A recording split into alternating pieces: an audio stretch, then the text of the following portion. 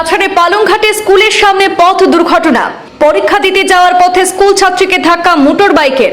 আহত সপ্তম শ্রেণীর ছাত্রীকে ভর্তি করা হয়েছে শিলচর মেডিকেলে। দুটি মোটর বাইকে ভাঙচুর চালায় উত্তেজিত জনতা। পরিস্থিতি নিয়ন্ত্রণে বাইক চালককে হেফাজতে নিয়েছে পুলিশ।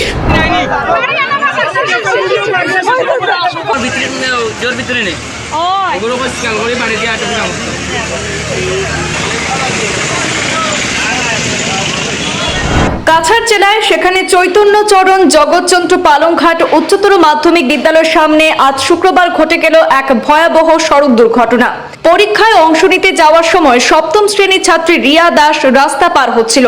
হঠাৎ করে একটি দ্রুতগামী ইয়ামাহা মোটর বাইক তাকে সজোরে ধাক্কা দেয়, এতে রিয়া গুরুতরভাবে আহত হয়। আহত রিয়াকে স্থানীয়রা দ্রুত উদ্ধার করে পালংঘাট মডেল হাসপাতালে নিয়ে যান। প্রাথমিক চিকিৎসার পর তার আঘাত গুরুতর হয় শিলচর মেডিকেল কলেজ ও হাসপাতালে স্থানান্তর করা হয়েছে। সূত্রে জানা যায়, রিয়ার একটি পা ভেঙে গেছে। আহত রিয়া দাস রুকনি প্রথম খণ্ডের বাসিন্দা চন্দন দাসের কন্যা। এদিকে দুর্ঘটনার পর বাইক চালক পালানোর চেষ্টা করলে উত্তেজিত ছাত্রছাত্রী এবং স্থানীয়রা তাকে তৎক্ষণাৎ ধরে ফেলেন। পুলিশে হস্তান্তরের পর চালকের পরিচয় জানা যায় মনোজ শর্মা বলে। ঘটনার সময় উত্তেজিত জনতা দুটি মোটর বাইকে ভাঙচুর চালায়। বেশ উত্তেজনা দেখা দেয় এলাকায়। প্রতিবাদ জানাতে থাকেন স্থানীয় জনতা।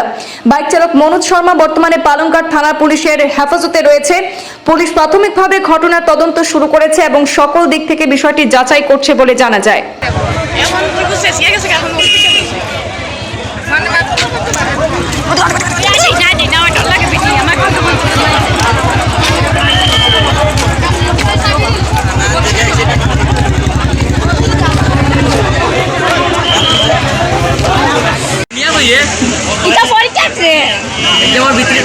জোর ভিতরে নেই ওগুলো খেয়াল করি বাড়ি দিয়ে আটকে তুইও তোরা খেয়াল করিস দেখছ নিয়ম দিতে তোর সামনে আমি তোরা পানি খাই